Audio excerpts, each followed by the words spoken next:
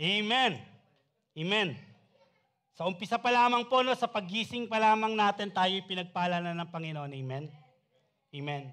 Truly, we can make it through the week kung wala ang pagpapala ng Panginoon. Kung wala ang awa ng Panginoon sa atin. Amen. And today, isang magandang pribilehiyo na naman po ang ibinigay sa inyong lingkod upang tumayo dito sa inyong harap at magbahagi po ng kanyang salita. And I really thank the Lord. We have lots of visitors today.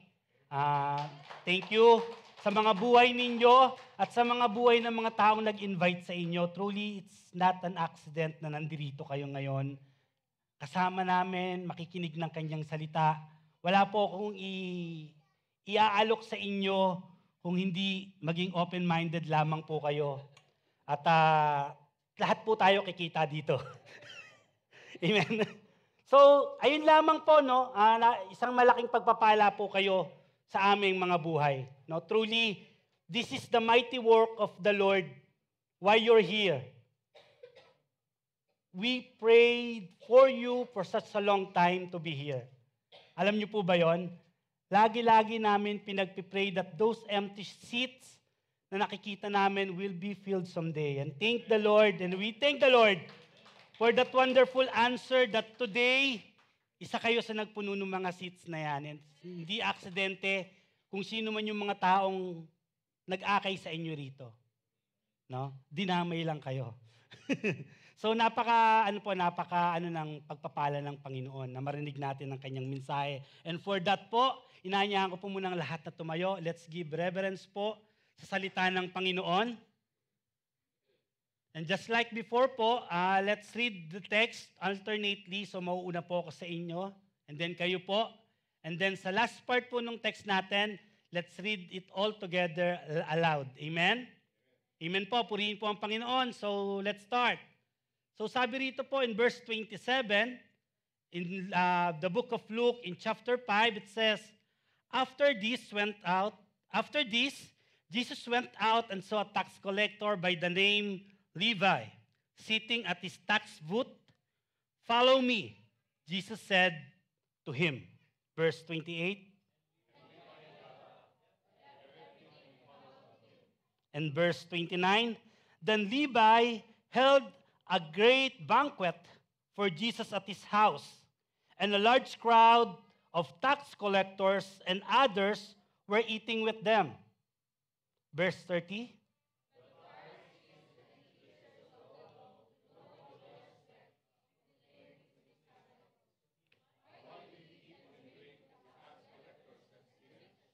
And verse 31, Jesus answered them, It is not the healthy who need a doctor, but the sick. And in verse 32, let's read all together. I have not come to call the righteous, but sinners to repentance. To God be the glory. Let's pray. Lord, this is all for you. This is all for your glory, Lord God. Lord, hide me behind your back. I thank you once again that out of the gratitude of my heart, Lord, you used me once again in this pulpit, Lord God, to declare your word. Lord, make me bold. Let it be with conviction, Lord God. Lord, search our hearts, our minds, Lord God, that whatever filthiness, Lord God, whatever things, Lord God, that might hinder us to freely worship you in spirit and in truth, Lord, cleanse us from all these things, Lord God. We lift up your holy name in this place, Lord God. And let no one, Lord God, leave this place unfull, Lord God. Lord, fill the hearts, our minds with all the heavenly thoughts that you're going to reveal to us, Lord God. Bless each and every one, Lord God. In Jesus' name we pray. Amen. Amen. Sige po, makakaupo na po tayo. So, starting from this text po, ako nga po pala sa mga bago pa lang po dito, ako nga po pala si Elder Sherwin, one of the elders of this GICM Church. Dati po akong artista bago po nag-Dubai. Medyo matagal na rin yung mga movies ko eh. Patay na rin po yung mga kasama ko. So, ako po si Elder Sherwin, one of the elders of the GICM Dubai po. We have 3 churches. We have one from Sharjah, and we have one from Ajman, and we have affiliate churches from Al Ain and Abu Dhabi. So we're growing bigger, and thanks to the grace of the Lord. And today, tulad nga po ng sinishare ko sa inyo before, nasa series ako ng pag-aaral ng Book of Luke. And now we are in chapter 5 still, no? Right, the aftermath of healing the paralytic. Actually, yung last ko is the leper, right? Yung paralytic kasi sinare na ng Ninong Edmer months ago, no? Sinare na niya to, so hindi ko na po siya tinakel ngayon. I will go on the succeeding verse. And dito nga po, no? Masasabi ko po, in verse 12 to 26, nakita nyo na po yung nangyari. If you read your Bible and you follow the series of my preachings, nakita po natin dito no, yung healing ng leper, and then yung paralytic, yung binaba po sa bubong, no, ng kanyang mga kaibigan. Dahil wala na pong madaanan para mapagaling, no, mapansin ng Panginoong Hesus at siya'y mapagaling. No? So we witness the performing extraordinary acts of healing on these verses.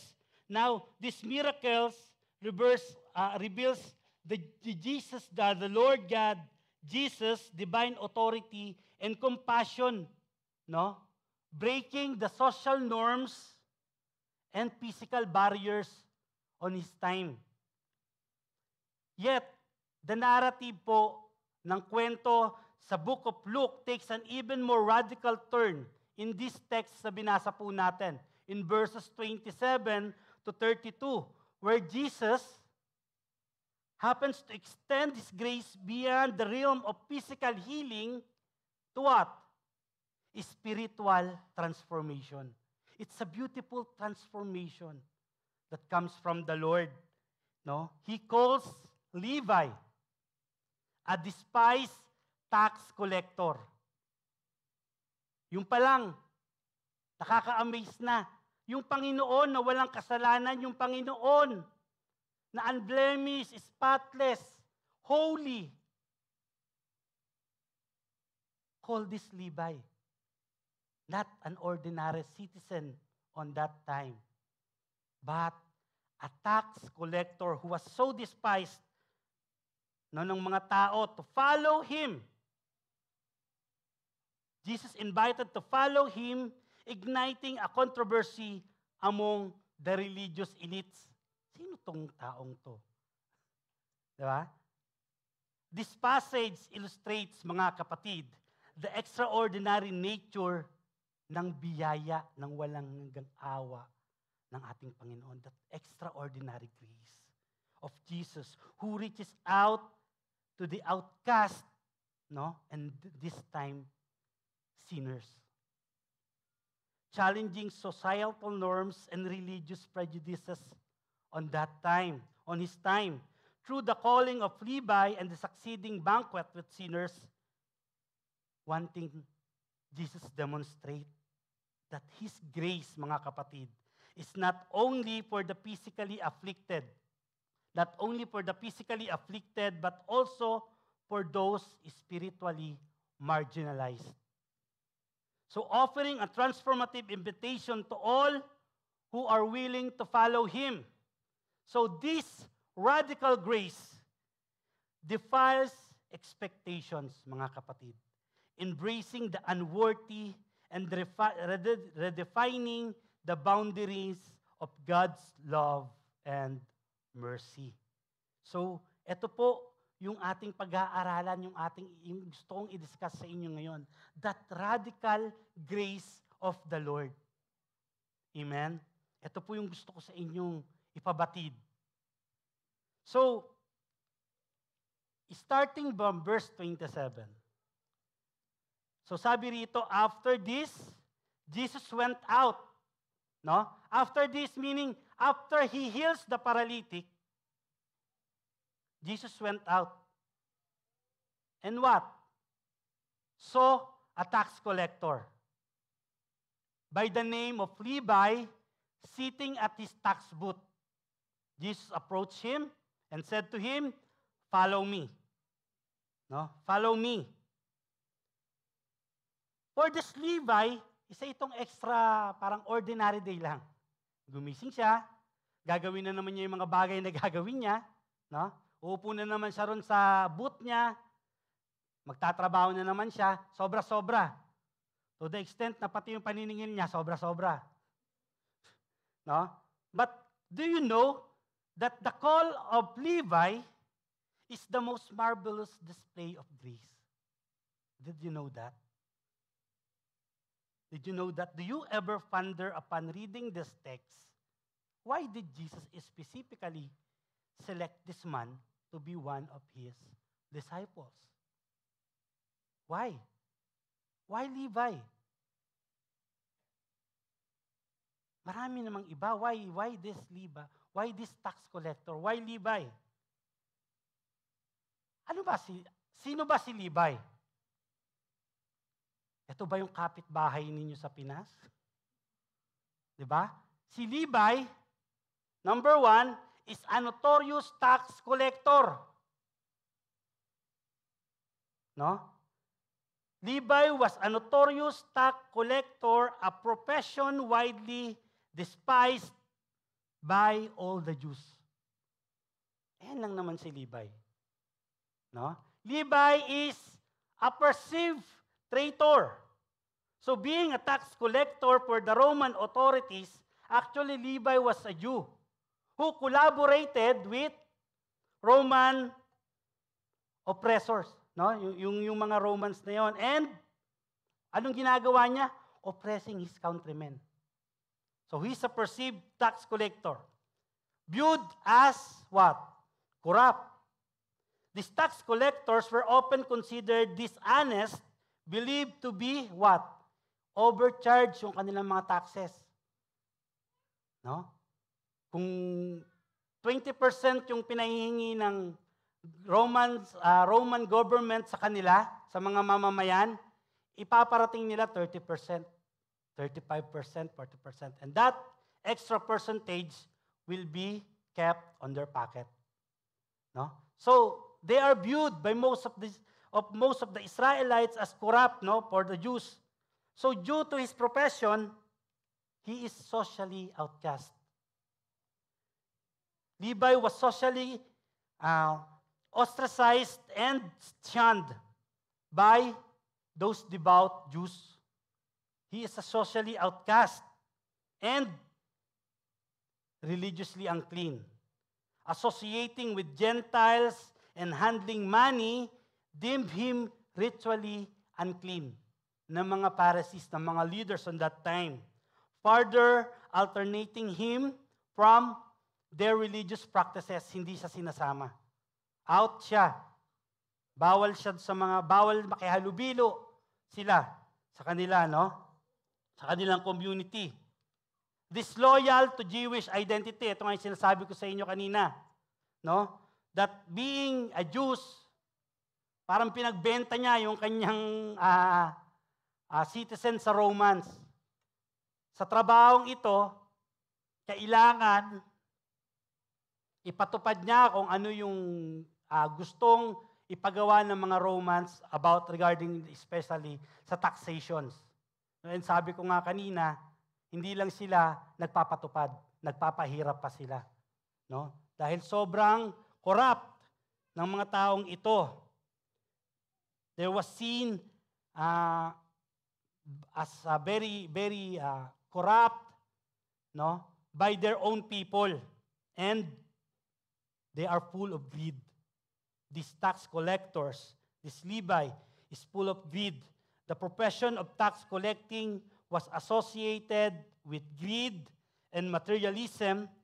No? Sabi ko nga sa inyo kanina, lahat ng pwede nilang idagdag para kumita sila, idadagdag nila.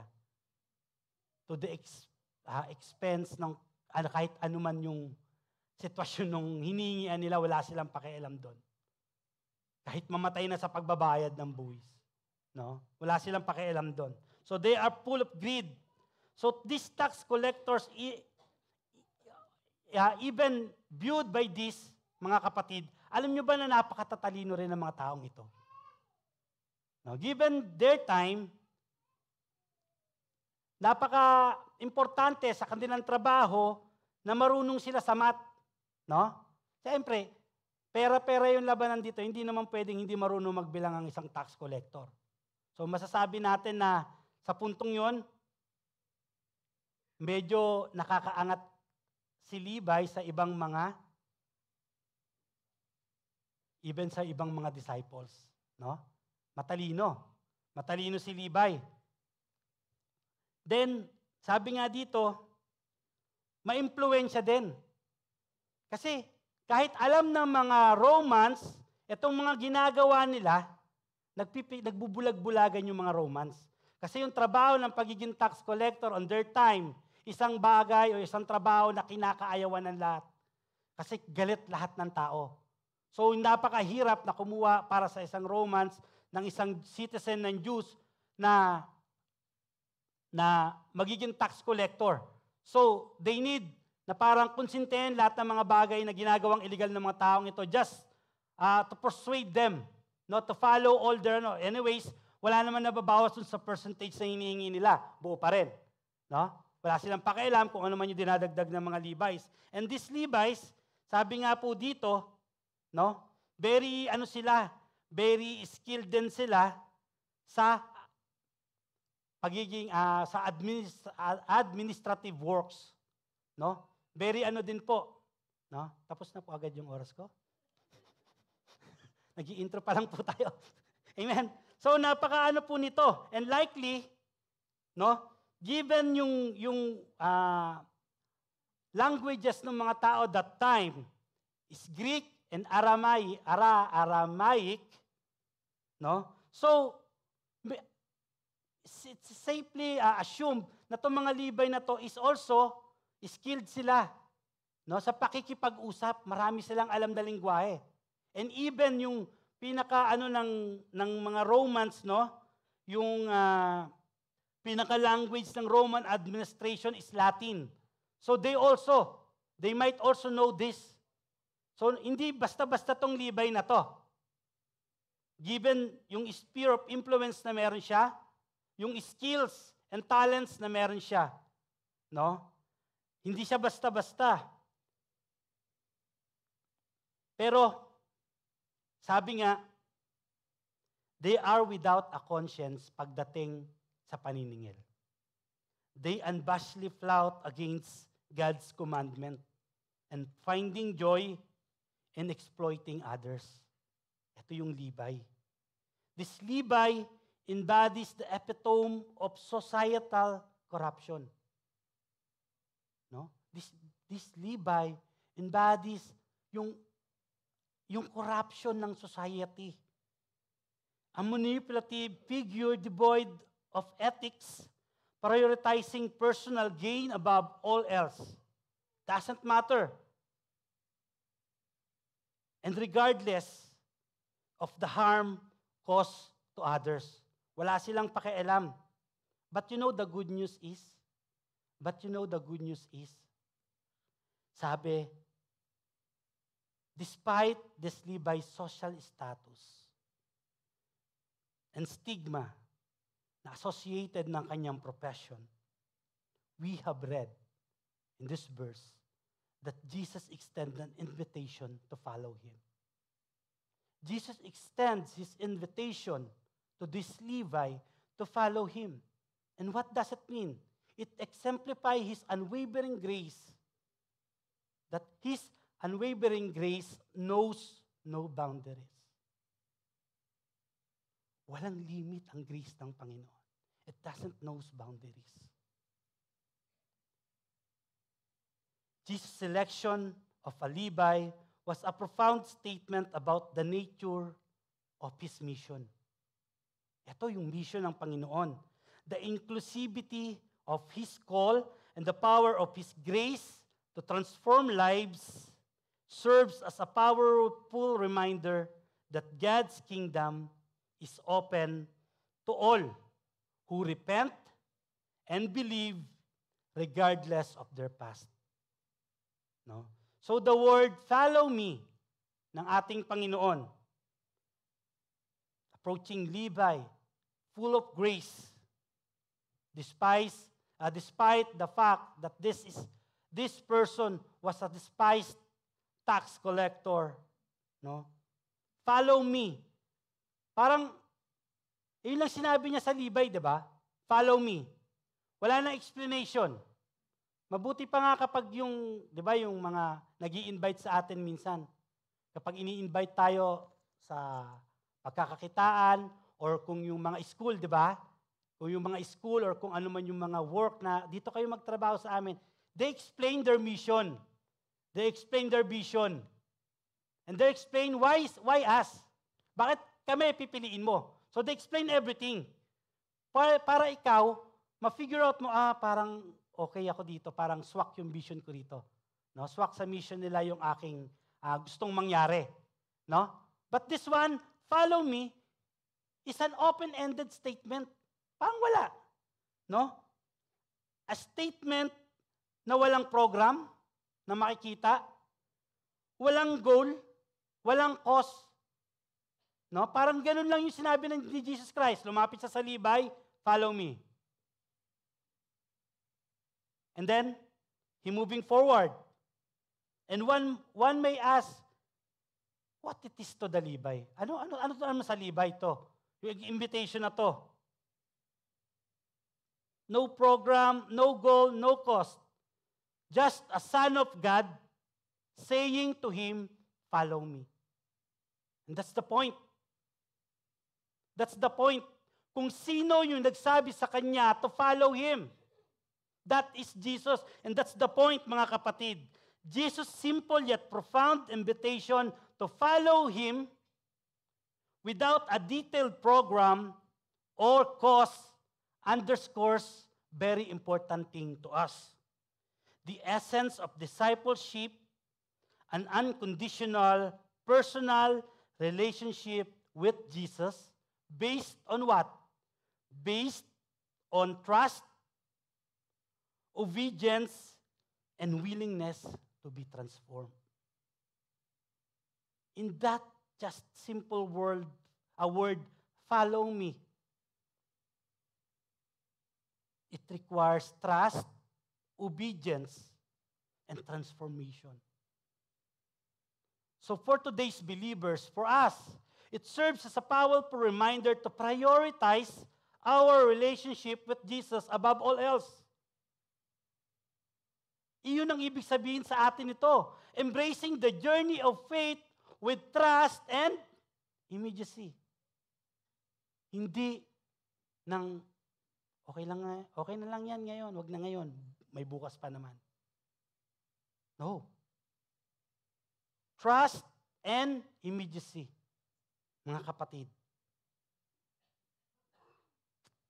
And Levi's response to Jesus' call is what? Immediate and total. Hindi nagsabi yung Levi na, teka, ano ba yung gusto mong sabihin sa akin? Bakit pinasusunod mo ko? Nag-i-enjoy pa ako, dahil ko ng koleksyon. Dahil ko pang sobra. Diba? Bakit pinasusunod mo ko? Anyway, sino ka nga uli? Diba? For sure, this Levi wakes up that morning thinking he needs to do the same thing. Hindi siya gumising that morning thinking, gusto ko sumunod kay Jesus Siguro pag dumaan sa harap ko, susunod ako. No. Amen? Gumising tong taong to na walang ibang inisip, kundi gawin uli yung mga bagay na tingin niya nakakatulong sa kanya. At ano yon? Pahirapan yung kanyang mga kababayan. Gumising tong tao na to na ang isip, hindi nangingimi, yung puso, hindi na nakukonsensya gumawa ng masama. Otherwise, hindi siya pwede maging tax collector. So he lives, sabi rito, immediate and total. In verse, sabi rito, and Levi get up, left everything, and followed him. Amen? He leaves everything behind, his tax booth, his wealth, his old way of life, just to follow Jesus. Ano ba natin to? Na-ponder ba natin tong side ng story na to? Di ba, we're very familiar, lumapit ang Panginoon sa mga gusto niya maging apostles, and with this word, follow me, they follow Jesus. Pero what it is for this Levi? Ano ba yung kaanuan nito sa Levi na ito? Yung kanyang pagsunod, ano yung kahihinatnan para sa Levi para dito? He leaves everything behind. His tax booth, his wealth, his old way of life, and follow Jesus. Sabi po sa binabasa ko, this word, or this two word left everything, in the original text, sabi po dito is, eto daw po, katalipon, panta. Ganun siya basahin. Now, in Greek, in original Greek word, or Greek translation. And what does it mean? Sabi po dito, complete and decisive abandonment. So wala nang parang pinaghandaan pa, no? Na teka, aalis ako ngayon.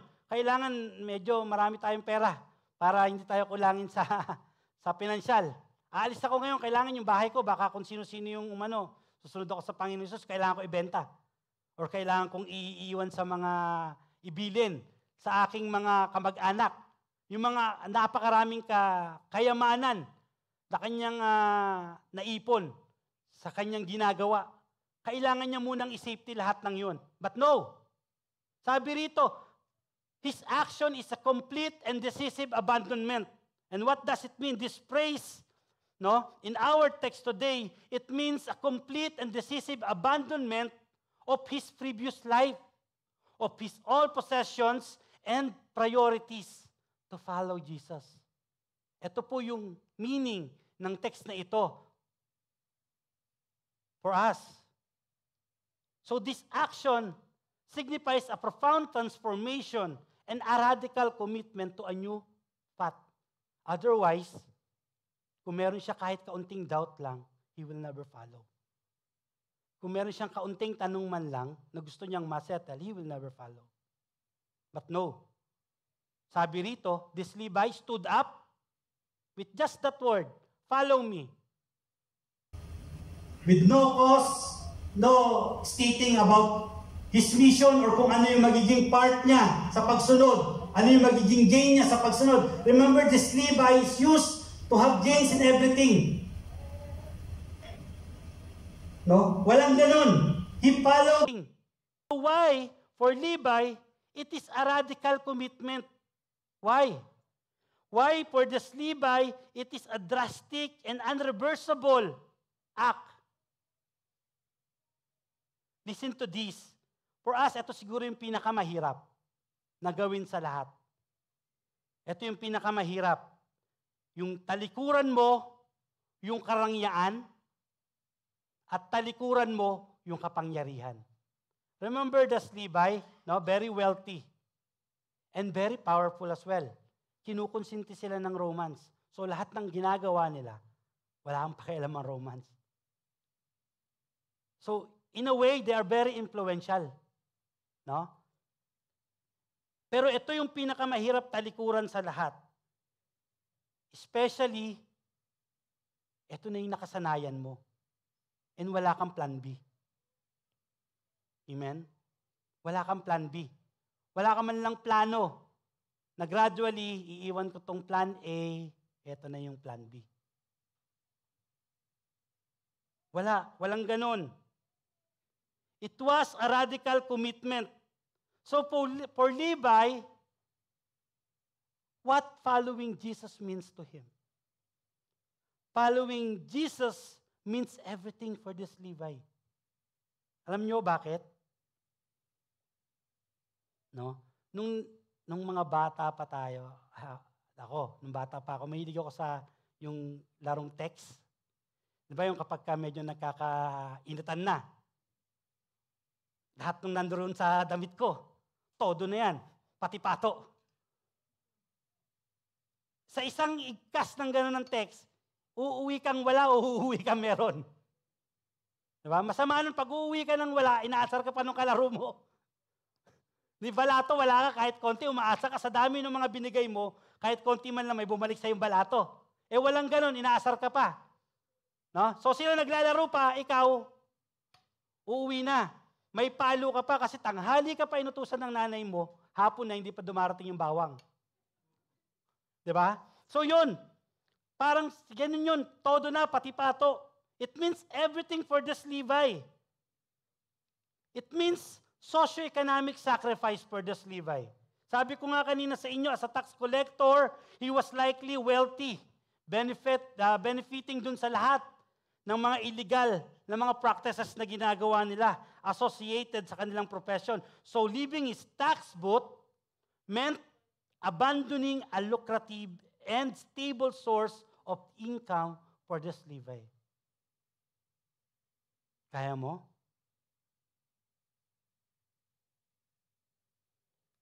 Social implications.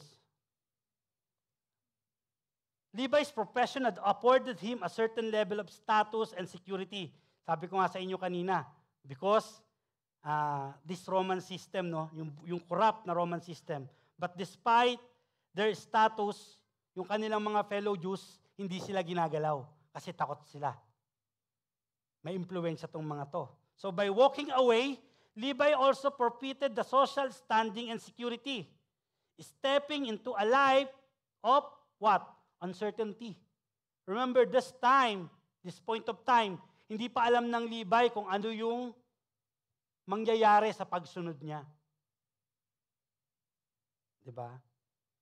And legal repercussions, sabi rito, if yung isang tax collector daw is nalaman nila na iniwan ng isang tax collector yung tax booth, nalaman ng Romans government, merong legal repercussions. They will hunt this tax collector and they will punish him severely. Depende sa laki siguro ng pera, no, na involved. They punish this tax collector para what? Para hindi pa marisa ng iba. Di ba gano'n naman talaga sa sindikato? Pag aalis ka na, hindi ka pwedeng aalis lang.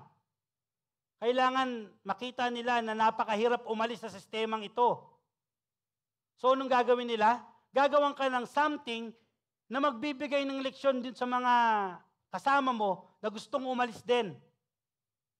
Diba? Sino dito galing sa sindikato? Ako na lang ba? Diba?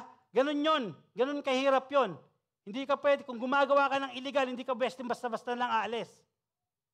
Because, magiging liabilities ka sa kanila ay magiging assets ka sa police. So, ganun lang po yun. Yung buhay ng isang kriminal. Alam ko yan eh. So, andun na tayo, no? Yung legal ito yung masakit. Yung impact sa family. Siyempre, hindi ka na makita, sinong pupuntahan ng Romans? Yung address mo. They know kung saan ka nakatira. They know kung ano sino yung mga, they will know for sure, kung di man nila alam, they will know for sure kung sino yung mga kamag-anak mo, yung pamilya mo. Kasi bakit? Sa dami ng galit sa'yo, isa lang tanongin nila, ang buong bayan ituro ka eh. Di ba? Kung sino-sino yung mga pamilyang nakinabang ng mga kinamkam mo. So, see yung impact sa family ng Levi na ito. The family of the tax collector could also suffer repercussions. They might be held responsible dun sa debts o dun sa kawalan na nangyari sa kanila because of this Levi leaving his tax booth. So kung wala yung collector doon, anong mangyari sa mga collection? Diba? So, ito nga yung sinasabi ko, the punishment from authority. There's a harsh measures na might possible na pwedeng ibigay sa kanya at sa kanyang pamilya ng Romans. Kung titingnan niyo yung cultural or yung historical background ng mga Romans, hindi sila mga tao na madaling magpatawad. Hindi sila yung mga tao na madaling umunawa. Especially if they impose their authority on you,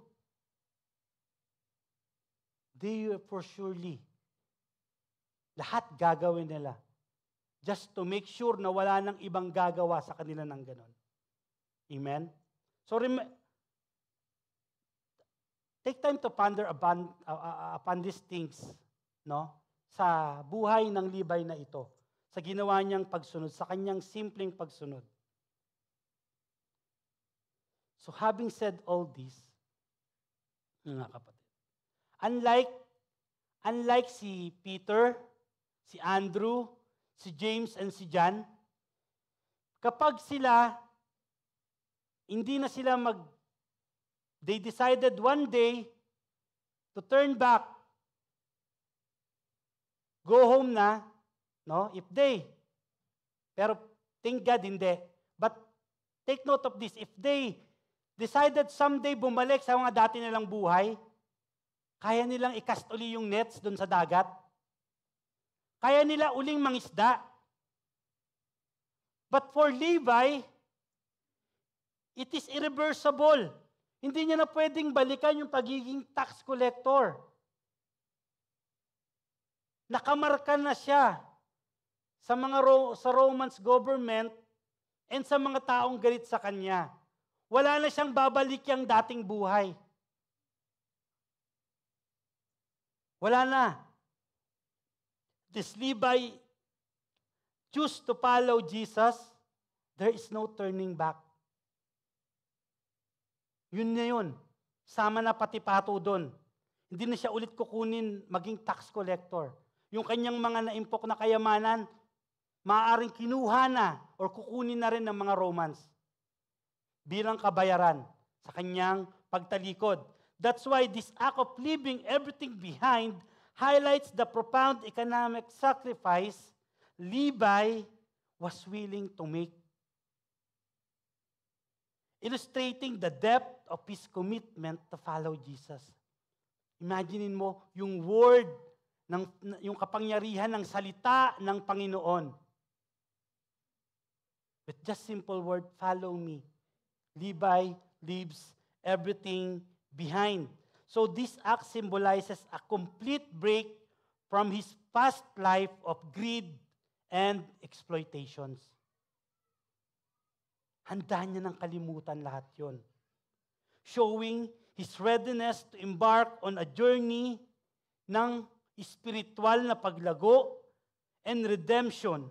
It signifies a shift in priority sa kanya, placing faith and discipleship above everything else. Above everything na nakasanayan niya.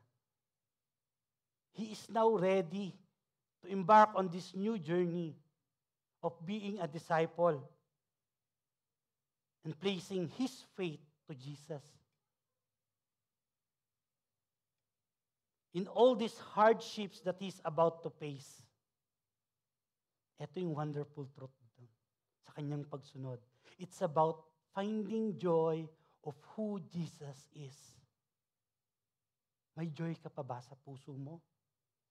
Are you still sense that joy in your heart sa pagsunod mo? Sa ginawa mong pagsunod sa Panginoon? This is what it is. It is about finding joy of who Jesus is.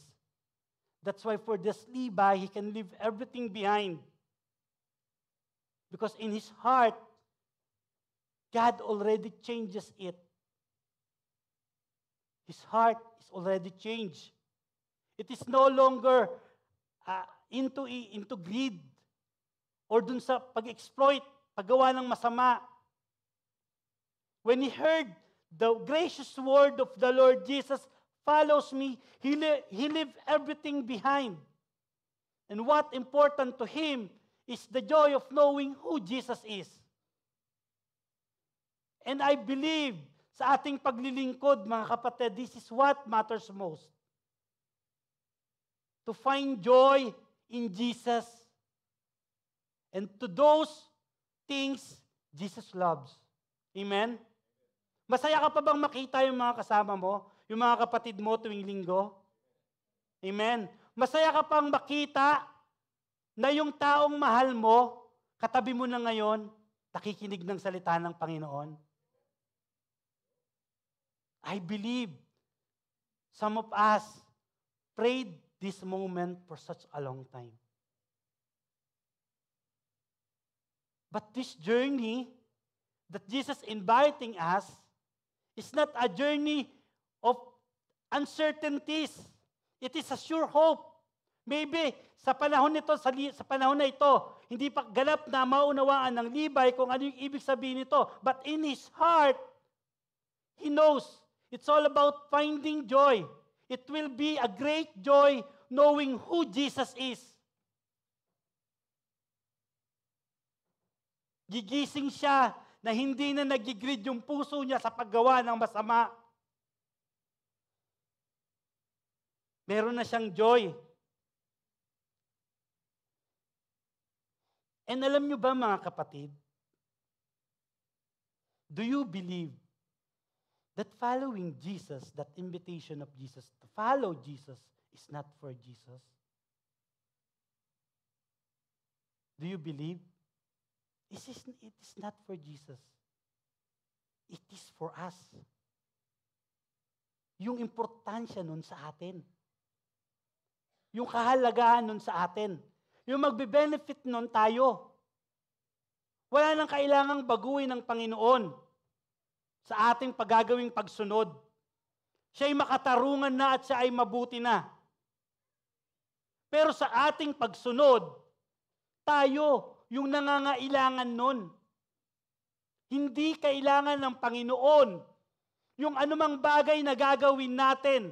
Kasi lahat yon isang maruming basahan sa harapan ng Diyos. Tayo ang nangangailangan ng imbitasyong ito. Hindi kailangan ng Panginoon yung ating walang kabuluhang pagsunod, lalo't hindi nararamdaman ng puso mo. Lalo't ang pagpupuri ay nasa utak lang natin, hindi umaabot sa puso. Anong kahulugan nun, mga kapatid? So, this following Jesus is for our own good. And what is the implication of this, mga kapatid sa atin? For believers, following Jesus is seen as a path of spiritual growth. Is seen as a path for healing. It's seen as a path of fulfillment. Following Jesus in an invitation to leave behind a life of sin and embrace a life of righteousness guided by Jesus' teachings and example. It is for us and for our community.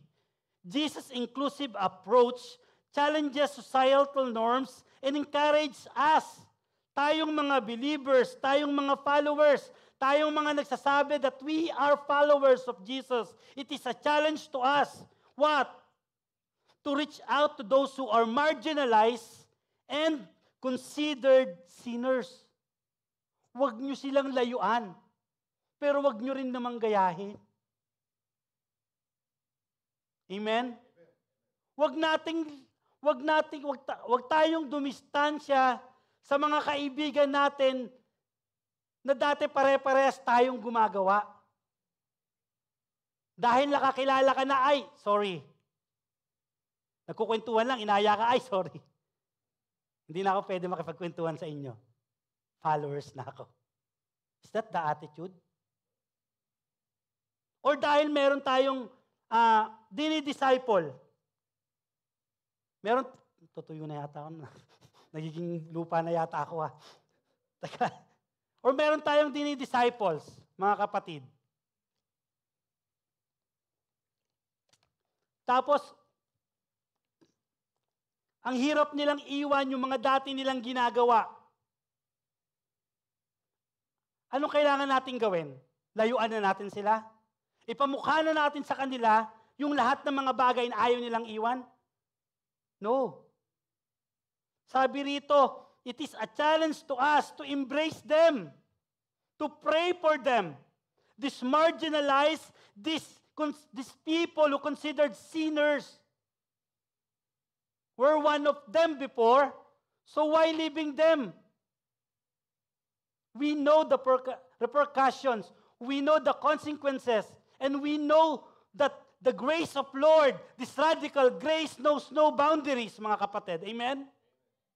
So, why don't we share to them? So for us, as a community, it is a challenge to promote a message of love, acceptance, and transformation to all. Amen? As Jesus ascended in heaven, our calling is to follow Jesus. As I said, yung response ng Levi is irreversible decisions. Hindi niya na pwedeng bawiin yun. Wala na siyang babalikan pa. Wala na siyang babalikan pa.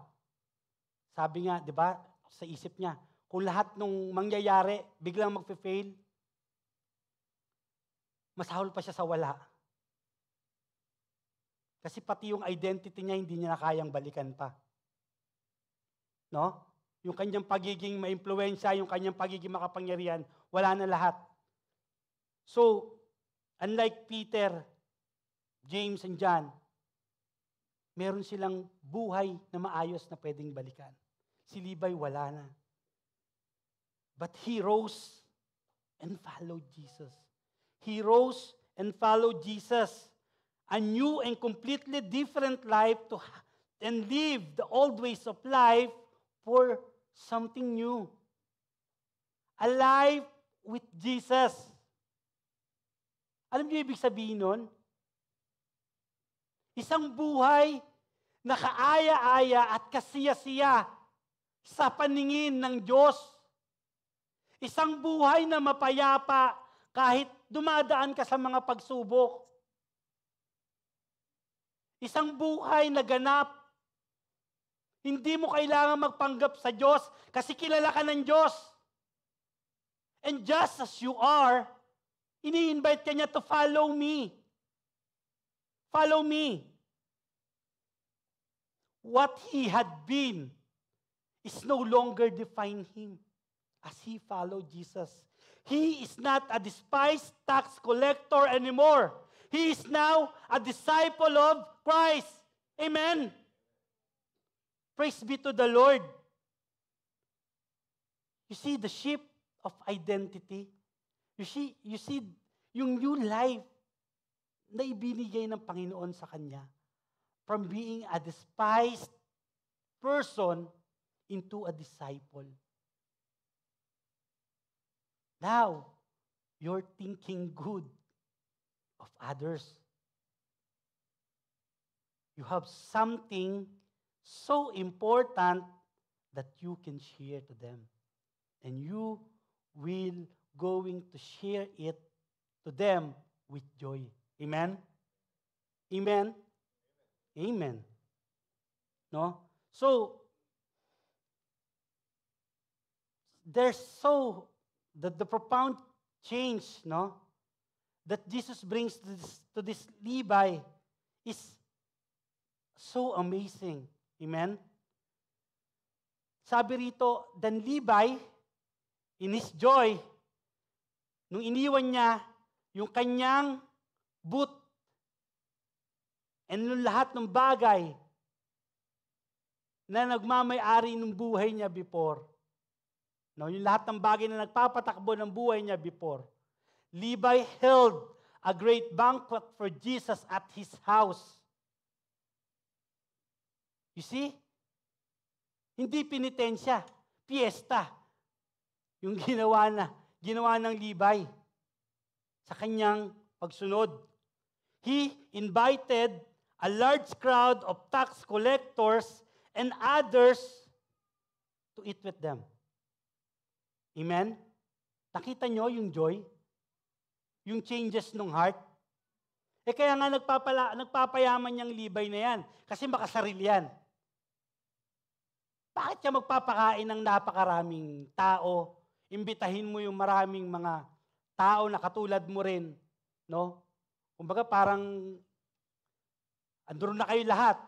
Pag binomba yung bahay na yun, ubos lahat ng masama. Sabi na, andun daw karamihan ng mga tax collector eh.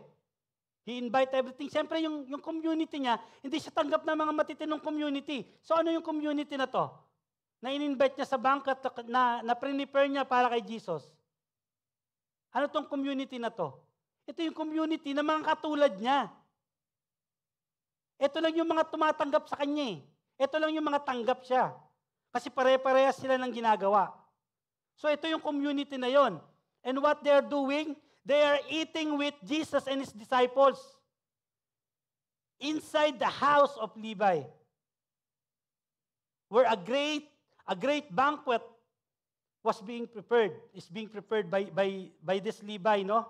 And that joy following Levi's decision to become a disciple of Jesus reflects as he hosts this great banquet for Jesus at his house and invite his friends, many of whom were likely associated with what he is doing, and others considered a social outcast. These events, mga kapatid, hold significant and broader context sa ating lahat, mga kapatid. Number 1, yung banquet na prepare ng Levi's is a celebration of transformation. Do you believe that? Do you believe that? The act of hosting a banquet was a significant social event during ancient times. Hindi sila basta-basta naglalagay ng mga ganyang pagkasiyahan. Hindi sila basta-basta nagdadaos ng ganyang pagtitipon. No? But it was not merely a meal, but a symbol of fellowship, celebration, and hospitality sa Levi na ito. Kay Levi.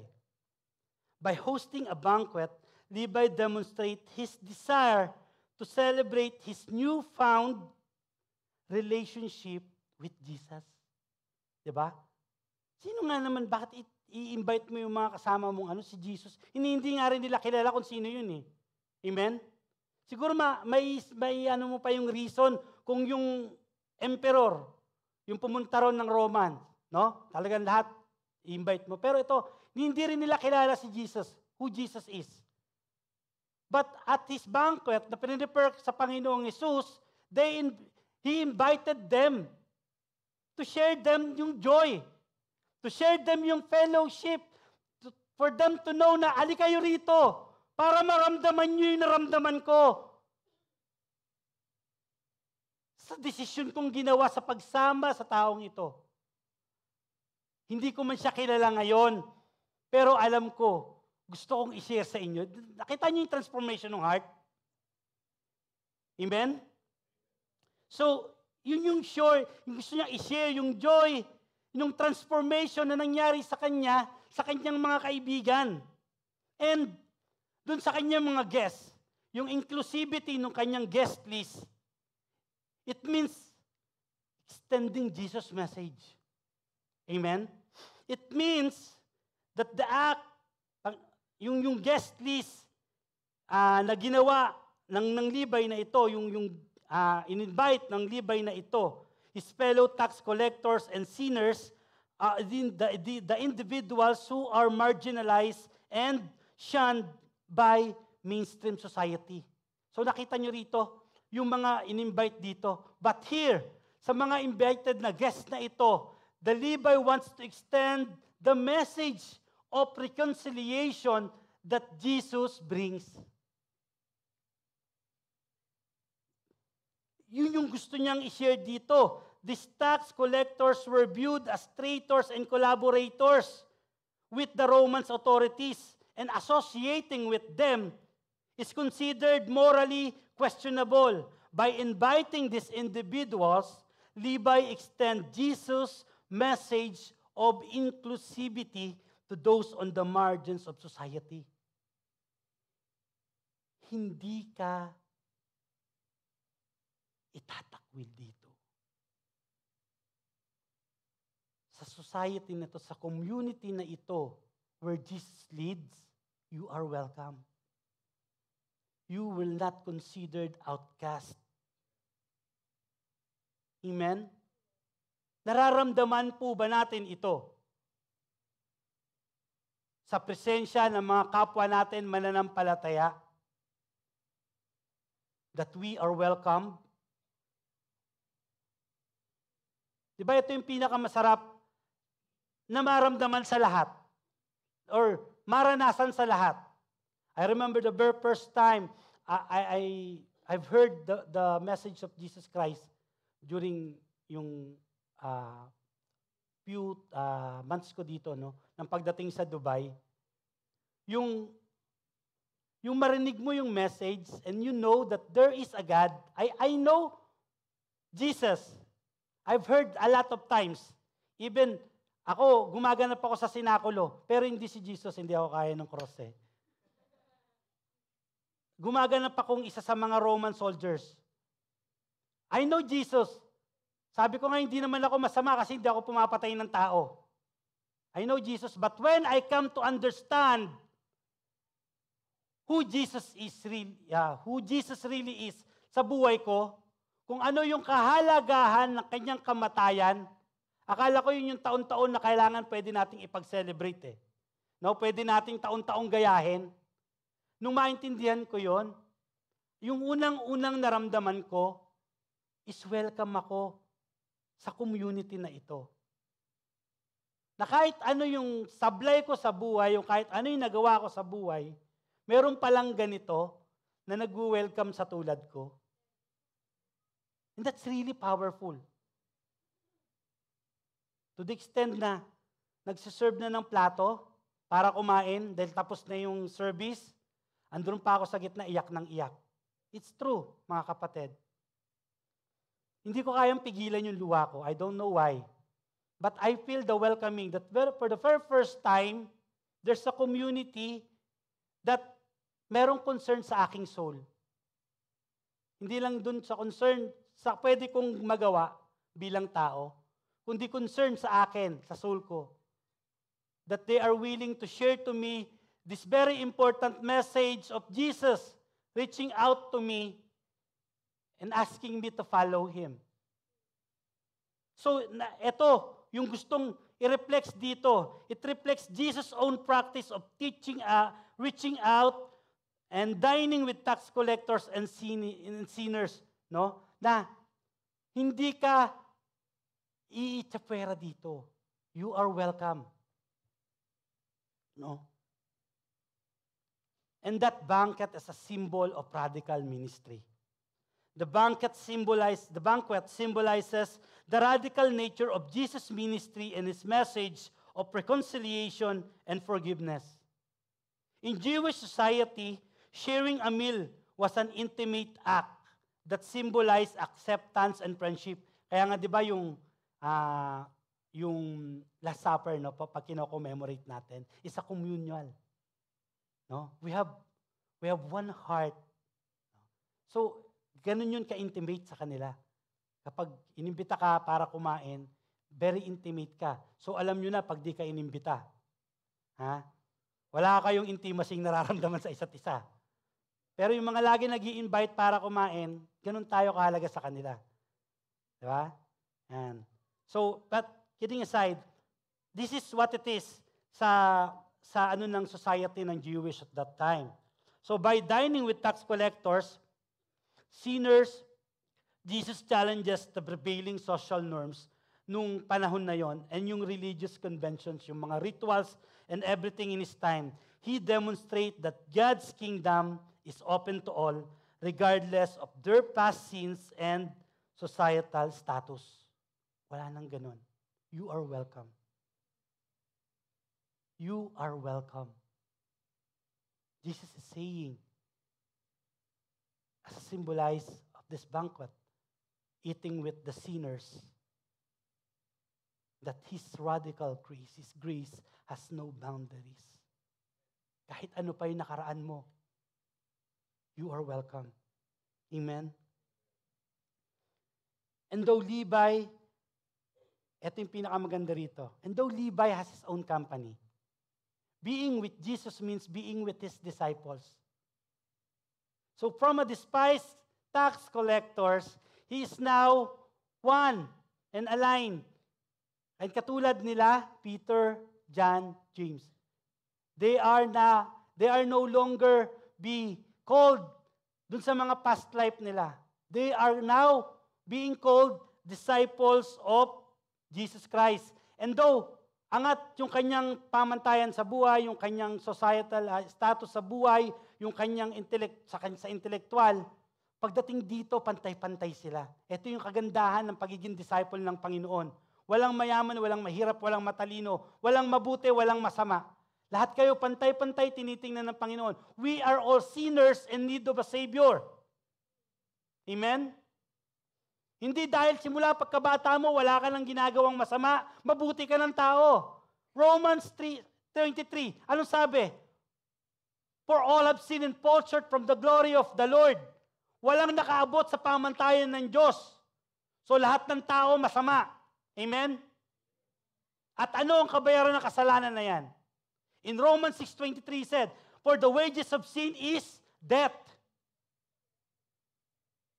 And if that death is maluwag pa rin tinatanggap ng puso mo, pray for the heart that really ponder that death because of sinning. That death means eternal separations from God. Hindi yan yung death na pag namatay ka, iiyakan ka lahat, pwede ka pa ipag-pray, tapos ligtas ka na uli. That means that death is eternal separations from God. And in this invitation, Jesus is inviting us for eternity, having you in His kingdom. That eternal life that can only be found through Jesus Christ. You are a sinner, needed Jesus.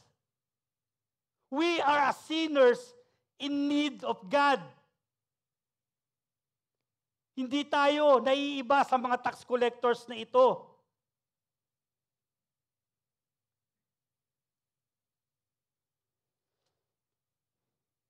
But ito yung kagandahan dito. Just like Peter, yung Levi na ito, event yung sa mga susunod na kwento, no, ng kanilang pagiging disciple, hindi na siya Levi. Siya na si Matthew. Sebastian Matthew Yabao. Mateo si Baste. Siya na si Matthew. Siya na si Matthew, hindi na siya isang Levi, hindi na siya si Levi. Alam niyo yung Matthew, yung pangalan ng Matthew?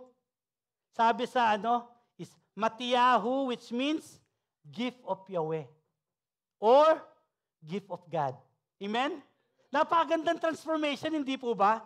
From a despised tax collectors, ngayon, tinatawag na siyang regalo ng Panginoon. Amen? Imagine that.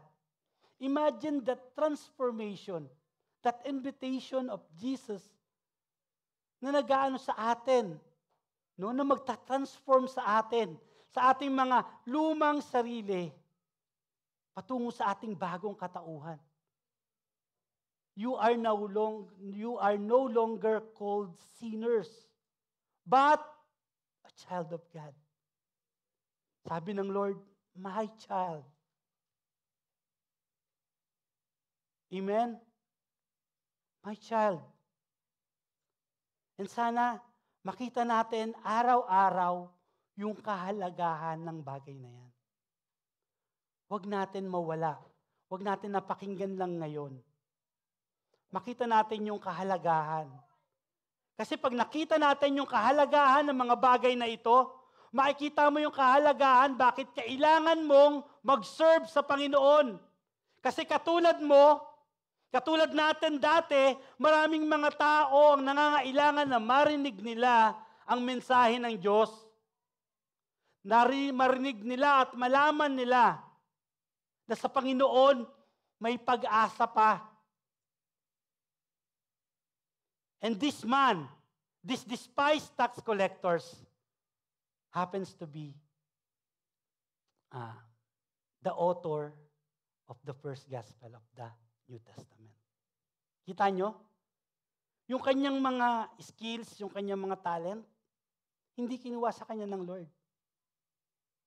Yung kanyang pagiging magaling sa mga lingwahe, hindi sa kanya kinuha ng Lord. Ginamit lahat ng Lord yung meron siya. But this time, anak, as you follow me, you will doing it for the glory of God. Amen? You will doing it for the glory of God. And now, with this newfound identity, sabi ko nga, ginamit siya ng Lord for His glory. And in the light of this truth, mga kapatid, it challenges us to examine our own attitude towards those of the margins of society and reminds us the radical love and acceptance that Jesus extends to all who come to Him. Amen? It challenges us to really consider that. To share this wonderful message of reconciliation na iniinom ng Panginoon. And siyempre, hindi mawawala. As we grow deeper, no, sa paglapit natin sa Panginoon, hindi nawawala ito. Yung mga katulad ng mga Pharisees na ito. Sabi rito, in verse 30, but the Pharisees and the teachers of the law who belong to their sect complained to His disciples, why do you eat and drink with the tax collectors and sinners?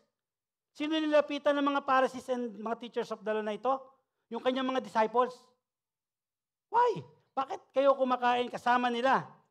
No, the teachers of the law, also known as scribes, sila yung mga nag-aaral ng salita, no, nung scripture. Sila yung mga nag-aaral, sila yung nag-i-interpret. Sila yung mga nagtuturo ng mga ito, yung mga teachers of the law. Sila yung mga scribes. And itong mga Pharisees na ito, sila naman yung mga tagapagpatupad. They are responsible for upholding Jewish religious practices and promoting moral and ethical behavior within the community. So ito yung mga tao na ito. But in Luke 5:30, narinig natin na itong mga tao na ito, na supposed to be dapat mas makaunawa sa kung ano yung ginagawa ng Panginoong Jesucristo, sila yung mga taong nagtatanong, nagko-question, bakit kayo nakikisama sa mga makasalanang ito? The Pharisees questions why Jesus associates with tax collectors and sinners, showcasing the rigid understanding of purity and law. So these incidents hold significance in the broader context of Jesus' ministry, mga kapatid, and the religious landscape of the time. First, Jesus versus religious establishment. Nakita natin dito, it highlights the tension, mga kapatid, between Jesus and the religious establishment of this day.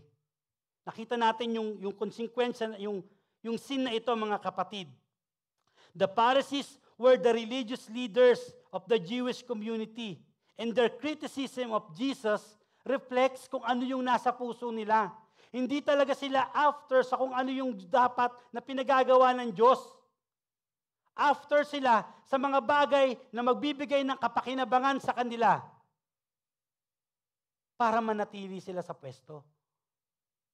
This very act of this religious establishment that's supposed to be leading us to God,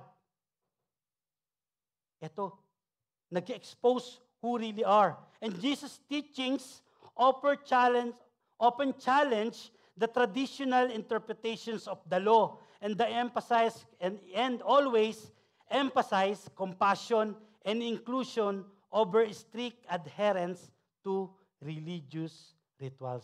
No? Ito yung laging inaano ng Panginoon. Yung inaano sa Kanya. And this complaints means outreach to the marginalized. No? The Pharisees' complaint underscores Jesus' outreach to marginalized and social ostracized groups. Such as, eto nga po, yung mga tax collectors and yung mga sinners. In ancient Jewish society, etong mga taong to, they were so despised na hindi ka pwede kahit makita lang nila, sabi ko nga sa inyo, makipag-usap ka lang. Lalo pa ito, kumakain sila kasama nila. No? Gaano na lang yung nag-iimutok yung mga, nitong mga damdamin nitong mga Jewish leaders na ito. These Pharisees, no, mga kapatid, in this way, Jesus demonstrates His message of love, forgiveness, and inclusivity of nature ng God's kingdom sa mga taong ito. They are the one that needed God's kingdom. They are the one that needed Jesus. It is an act of outreaching the marginalized and bringing them to the kingdom of God. So the Pharisees' complaint underscores their misunderstanding of Jesus' mission to teach, to reach out the lost and broken. And ano yung significance nito sa atin, mga kapatid? Number one is it mirrors to our own attitude. It mirrors to our own attitude. Yung critical attitude ng mga Pharisees towards Jesus dining with sinners mirror our own tendencies na mang-judge ng mga tao without knowing their hearts. Amen? Not because hindi natin sila maisama sa church, not because hindi natin sila masyaran ng mga bagay nito, nakikita natin nung wala silang parang kaamor-amor. Hindi natin dapat silang i-judge. Because we'll never know kung ano yung calling na meron sila sa Panginoon. Ang sabi lang dito, pakitaan mo sila ng compassion, pakitaan mo sila ng pagmamahal. Be like Jesus to them. Through your life, na maramdaman nila na though may mga bagay na hindi nila kayang iwan sa ngayon, hindi sila kailanman inaabandona ng Panginoon. At sino yung magtuturo sa kanila kung tayo mismo tatalikod sa kanila? It's mirror our own attitude, mga kapatid. And it's a reminder of God's grace. The Pharisees' interaction with Jesus highlight the tension between legalism and grace. Diba? There are more on rituals. There are more on rituals, these leaders. But yung very act ng Panginoon, it challenges our authenticity. Kung ano yung priority natin. Yung mga bagay na ginagawa natin dito, every Sunday, yung mga bagay na tingin natin, makakabuti sa ministry, like yung kailangan andun ako lagi, yung kailangan yung magaling ako lagi, o yung mga bagay na makakatulong sa iba para makilala nila ang Panginoong Hesus.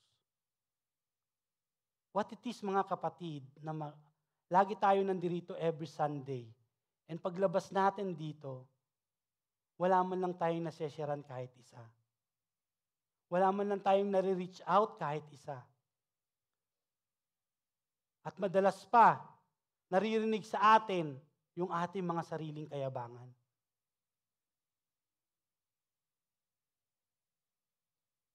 God requires authenticity. It reminds of God's grace.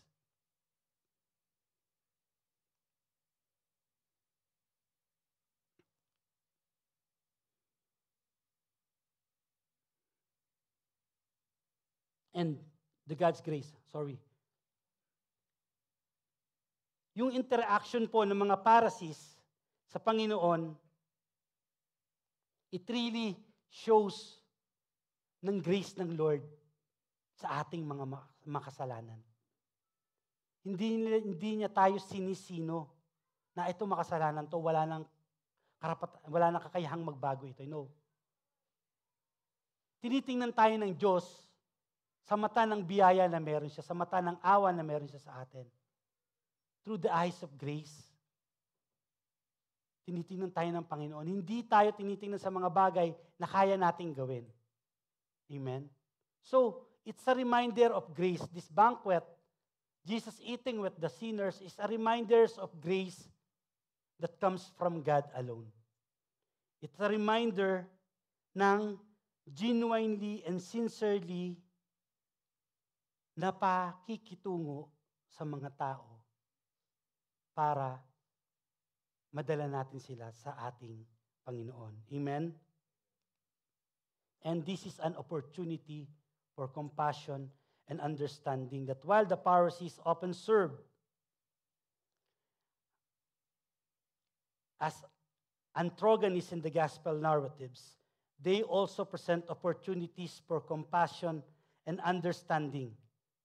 So while the Pharisees, so behind the rigid exterior, they may be individuals seeking also truth and longing for deeper spiritual fulfillment. And that is true. Remember Zacchaeus? The story of Zacchaeus? That is true. Maybe they are also needed Jesus. And that is true in the life of Zacchaeus, Pharisees. And call to engage with Scripture. So the Pharisees' deep knowledge of Scripture challenge us to engage seriously with God's Word. To engage seriously with God's Word and to seek a deeper understanding of its meaning and implication to our lives. Huwag tayong maging mga Pharisees na nag-aaral ng salita ng Diyos pero hindi kayang i-apply. Mag-aral tayo, magbasa tayo ng salita ng Diyos. Naririto tayo every Sunday para makinig ng salita ng Diyos. We attending Bible studies in between weeks para tayo makinig, makapag-aral ng salita ng Diyos. Para ano? Para i-apply ang mga bagay na ito sa ating pakikitungo sa ating kapwa. Para yung sinasabi ng Scripture, nagkakaroon po ng parallelism sa ginagawa natin sa ating kapwa. Amen? Hindi po ito isang bunch ng knowledge lang na pinuput natin sa ating mga ulo, sa ating mga isipan at hindi natin kayang ibigay ng buong puso. Amen? So people like the Pharisees play a significant role sa paglakad natin sa pananampalataya by serving reminders, challenges, and opportunities for growth. So, etong mirror to own our understanding, the reminders of God's grace, the challenge to authenticity, the opportunity and the call to engage in the Scripture is very, very vital sa atin po to understand. Amen? And in verse 31, Jesus' mission clarified. These incidents, mga kapatid, serves as a teaching moment para sa Panginoon to respond. Remember, ang tinanong ng mga Pharisees, etong mga disciples ni Jesus. But here, pakikita natin in verse 31, kung sino yung nag-reply. Si Jesus mismo. So it seems to me na parang, relax lang kayo. I got your back. No? Si Jesus yung nag-reply sa kanila. Si Jesus yung sumagot sa kanila. Jesus answered them, it is not the healthy who need a doctor, but the sick. Sa kanilang pagtatanong, this metaphorical explanation highlights Jesus' mission to bring salvation to those who recognize their need for it, regardless of their societal status or religious background. Yung sagot na ito ng Panginoon sa atin in verses 31 emphasize and highlighting Jesus' mission of healing and salvation. Jesus used the analogy of a doctor to illustrate his mission. Doctors don't spend their time with healthy people. Amen? Kaya sila nag-aaral, nagpapakadalubhasa to cure the sick. No? To cure kung sino yung may mga sakit. Hindi sila nag-spend time na mag-aral para makipagmingle dun sa mga malulusog. They are the one, yung mga taong may sakit, they are the one who needed the doctors. And that's the analogy na binigay ng Panginoon sa kanila. They focus on those who are sick and in need of healing. So Jesus' analogy here emphasized that his purpose is not to associate with those who are already righteous and self-righteous like the Pharisees, but rather to reach out to those who are spiritually sick and in need of redemption. Amen? And Jesus' message affirming compassion for the spiritually lost and broken. So Jesus' statement underscores the depth of his compassion and mercy. He is reminding the Pharisees and us, mga kapatid, that God's love extends to all, especially to those who are marginalized, broken, and considered unworthy by society. Legalistic, mga kapatid, the challenge the Pharisees' narrow view of righteousness, no? Itong yung sagot ng Panginoon calls us to embrace a broader understanding of compassion and inclusivity in our relationships and our interactions to others. Amen? This message contrasting Pharisees' judgment with Jesus' mercy. Yung pinaka-message ng Panginoon. Legalistic religion versus transformative powers of God's love. The context between the Pharisees' judgment, attitude, and Jesus' compassionate response is stuck. While the Pharisees condemns and criticize, Jesus is with them, extending his grace, making them known that they are loved and never forgotten. That in their hopelessness, Jesus is there being their hope. It's not about the legalities ng religion. It's about the grace of the Lord. And this is an invitation to spiritual healing and redemption for all. Remember these sinners, these tax collectors, they are so despised. Even in their religious activities, they are outcast. They are shunned. But Jesus being here with them, inviting them to spiritual healing and giving them redemption. It's open to all who are willing to acknowledge their need for salvation and receives God's grace with humility and repentance. Amen? So it is the message of our Lord being there with them in that banquet. It is making them known na hindi yung mga rituals and legalistic ng relihiyon yung magliligtas sa iyo. Hindi yung kinaaniban mong sekta o kung ano man yan, kung relihiyon, yung magliligtas sa iyo. Hindi ka maililigtas ng relihiyon.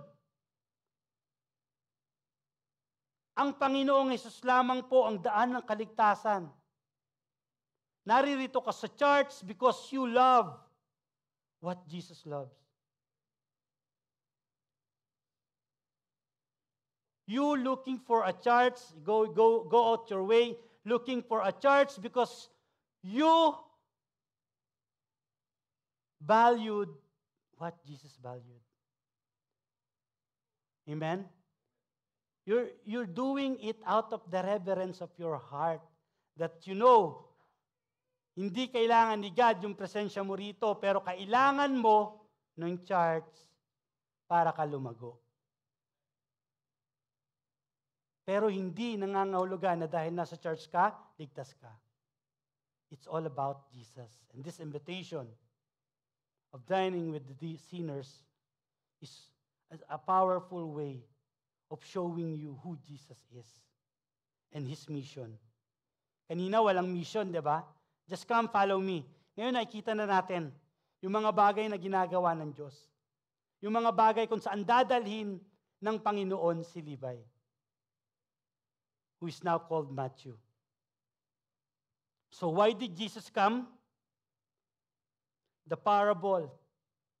Remember yung parable nung yung Pharisee and tax collector dun sa chapter 18 ng Luke, no? Yung nagpray yung Pharisees, no? Na ay salamat na hindi ako katulad ng mga makasalanang ito. Tapos nakita niya dun sa di kalayuan yung tax collector na nagpipray, no, na parang pinapound yung heart niyang ganun. At salamat na hindi ako katulad ng tax collector na ito. Meron pa ba tayong ganun sa puso natin? Why did Jesus come? Yung kwento na ito, it challenges self-righteousness and teaches us to extend grace to the humble. He came to call sinners to repentance and to reveal the mercy of God. Sabi ng Panginoon, I have not come to call the righteous, but sinners to repentance. And what is this repentance means to us? What is this repentance? It is about yung mag-wear ka ng mga saklot. It is about yung saktan mo yung sarili mo. Or yung mga bagay na gusto mong gawin na tingin mo, magpapakita ng pagsisisi mo. Katulad ng pagpapasting, no? Paggutom sa sarili mo, or kung pagsusuot ng kung ano-ano, para makita ng mga tao na eto, nagre-repent to. No? Is that? Question is heaven rejoicing when a man beat up himself in repentance? Is heaven rejoicing? The answer is no. Di ba sabi nung teksto, the heaven is rejoicing kung may isang sinners na bumabalik. Di ba? Nagbabalik sa Panginoon. The word of the Lord says in Luke 15:7, I tell you that in the same way, there will be more rejoicing in heaven over one sinner who repents than over 99 righteous persons who do not need to repent. So what is all about? Mga kapatid, repentance is the heartfelt acknowledgement of one's sins and turning away from them. Repentance is a transformation that leading to a restored relationship with God. Hindi mo kailangan saktan yung sarili mo, latiguhin yung sarili mo, o ipapako yung sarili mo. Hindi mo kailangan gutumin yung sarili mo. Or kung ano man yung mga bagay na gusto mong ipakita para masabi mo na nagsisisi ka. Heaven is not rejoicing seeing you beating yourself. Heaven is rejoicing, sabi sa Luke 15, kasi the heaven is seeing your heart being transformed. That is repentance. And that is what leading us to a restored relationship with God. Amen? That is. Repentance happened, mga kapatid. Take note of this. Repentance happens when you follow Jesus. Amen? Many people has a wrong perspective and belief na sinasabi nila, in order for them to follow Jesus, they needed muna na i-change yung sarili nila, baguhin yung mga habit na nakasanayan nila, putting all their acts together bago sila mag-follow kay Jesus. But take note of this. Consider this. If this is the way of repenting, mga kapatid, and this is the prerequisite for following Jesus, it could be a barrier none of us would overcome. Amen? Hindi mo kayang maging mabait. Hindi mo kayang magbago. Hindi mo kayang maging matino or iput mo lahat yung act mo all together. Tsaka ka magbabago, tsaka ka susunod. Repentance happened when you follow Jesus. Kaya nga sabi mga kapatid, no? Take the Levi for example. He was entrenched in a corrupt system. This Levi, he was entrenched in a corrupt system. How could he ever change? Kung ang pagsunod, kailangan munang magbago siya. Yet the message to Levi wasn't to repent first and then follow Jesus. Jesus said it was to follow Jesus so he could repent. Be a followers of Jesus. Follow Jesus first. Take heed in obedience so you could repent. Huwag mong gawin yung mga bagay na para sa Diyos. The invitation for you is to follow Jesus and let Jesus change you. Follow Jesus so you could repent. Likewise, it's not about overcoming all your sins before becoming a disciple. It's about becoming a disciple first and then through Jesus' powers, overcoming your sins. Amen? Because there is power in Jesus. Andun lang yung power natin to overcome. Without Jesus, wala tayong kayang i-overcome. Be a follower first. Follow Jesus first so you could repent. Yun yung message si Jesus kay Levi. Sabi nga po, no, ni Dr. J.I. Packer, repentance means turning from as much as you know of your sin to give as much as you know of yourself to as much as you know of your God. And as our knowledge grows at these three points, so our practice of repentance has to be enlarged. Doon mo mas naiintindihan yung ibig sabihin. Simply means as you follow Jesus, you come to know more of yourself than who you are, you thinking before. And as you come to know God more, you come to know more about how sinful you are and how you are in dire need of a Savior. How you have entire need of God. So that how radical this grace is, mga kapatid. It helps us to overcome her so we could change. And then, what? Joy overtakes as we give ourselves away to God so He could change us. So why did Jesus come? Remember the story of that thief on the cross. Amen?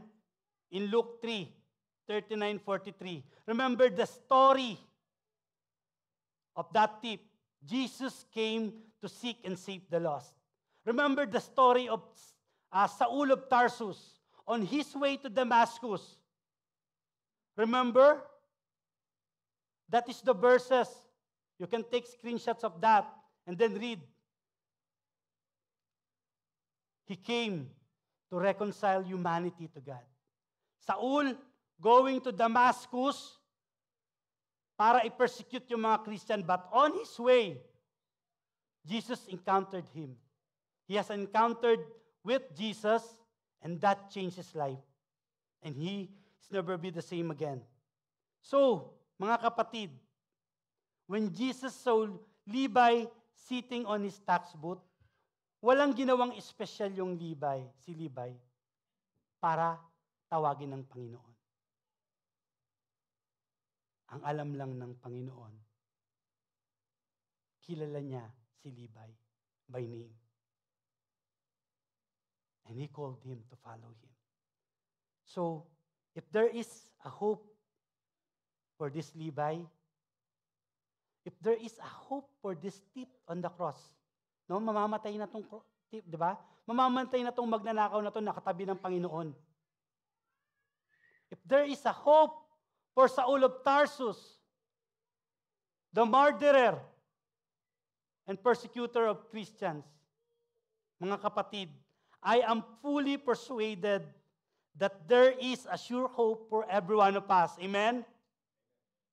There is to anyone na mai-encounter natin sa mga buhay natin. Walang pag-asa. Lahat tayo may pag-asa sa Panginoong Diyos. Amen? And for our conclusion, I invite our UPM. Sabi rito, as we conclude today, mga kapatid, let us remember that the powerful message of hope found in our text for today. Wala kang ginawa para maging karapat-dapat sa Diyos. But just as Levi, just as Saul, and just as this thief on the cross, they found redemption and transformation through Jesus Christ. So no matter our past mistakes, mga kapatid, our struggles, our doubts, there is abundant hope available through Jesus Christ. Hindi ka makasalan ng sobra para hindi ka kayang abutin ng Diyos. At hindi ka sobrang layo para hindi ka maabot ng Diyos. Amen? There is hope. He loves you as He found you.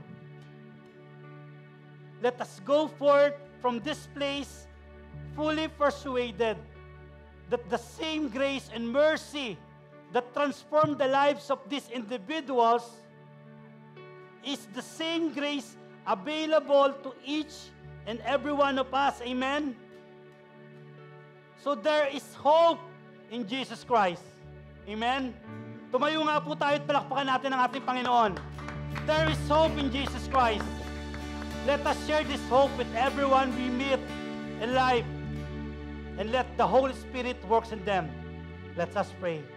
Lord, it's all for your glory. Thank you, Lord God, for the message, Lord God, na ibinigay mo sa amin sa araw na ito. Panginoon, truly, Lord God, na ikaw po, Panginoon, sa iyong awa, Panginoon, by your radical grace, kami ay nagkaroon ng pag-asang muli, Panginoon. Salamat po, O Diyos, sa transformation na ito, na itunuro mo sa aming mga puso. Salamat po, O Diyos, na hindi mo kami binigyan or ni-required na magbago muna para sumunod sa iyo.